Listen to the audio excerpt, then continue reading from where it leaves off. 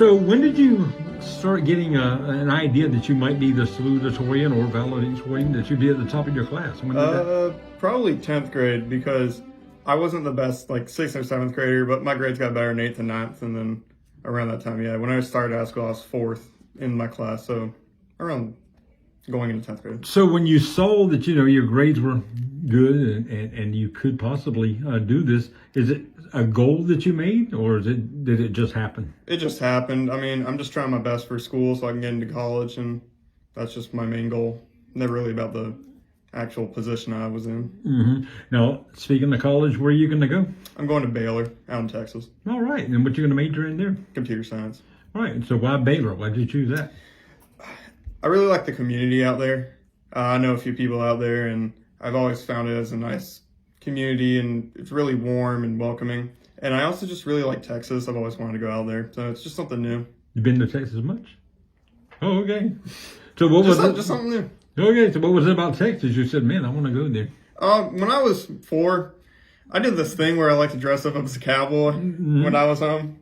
Every day after school, I kind of liked to, or preschool, I had like my little chaps and my cowboy hat. And, I've always just liked Texas. I've always just enjoyed the general idea of Texas, just open fields, and just kind of want to actually go there now and kind of just try something new, have new experiences.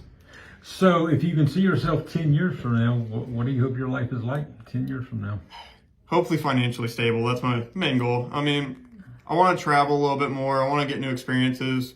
Maybe like one day go up to the Northeast, in the Northwest, and those kind of regions. But, I just want to live the best life I can. I want at least some adequate money so I can actually sustain myself, sustain my family, and that kind of deal. Well, that's cool.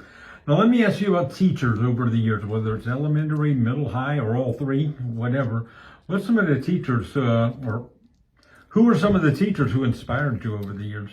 My main 3 are my high school teachers, Miss Todd, Mr. Sweeney, and Dr. Cox. They were my AP teachers, and they were amazing. They'd always make me question things, make sure to ask questions, always try to get a deeper understanding of the material that we were learning, and I would always ask them the dumbest questions, and they'd try their best to answer me. Mm-hmm. But there are no dumb questions. There are no dumb questions. Yeah, sometimes dumb answers. Random questions. Yeah. Okay. Now, what about non-teachers that inspired you over the years? Non-teachers? Yeah. My parents. My dad's really hardworking. He's always been a hard worker, and my mom's always been caring for me. So I'd probably say just my parents are the main inspirations for me so far in my life. Mm-hmm. Now, what are you going to miss most about Georgetown High? The people. I didn't know every single person in Georgetown High, but I know that everyone already has their goals and their dreams, and it's just really inspiring to see all these people with different ideas of how they want to do their life and how they want to live it, and it's just, I've always enjoyed that. Extracurricular activities that you were involved with? I was in the marching band ever since I was in 8th grade, mm-hmm. and I was drum major since 11th grade, and it's been a blast. I've always enjoyed it. All the people I got to meet in there, so many diverse characters. I've also done academic team for many years. We've won the academic bowl 4 times. Now you said band. Will we see you in the Baylor band one day? Maybe. I've been contacting a few individuals, especially my fellow trumpet players. So I haven't decided quite about that yet, but I've been looking into it. Okay. Well, I hope so. And do you think you'll ever relocate here, or you think you're going to love big cities in Texas and want to stay there?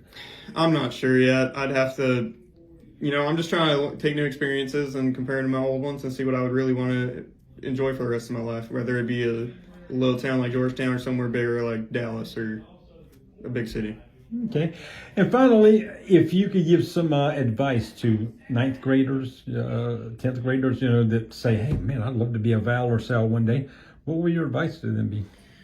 Don't focus too much on the numbers or the rankings. Make sure you always have time for yourself, because it's really important to make sure that you yourself have time for yourself, because you will just overwork yourself and it will not be a fun adventure for you.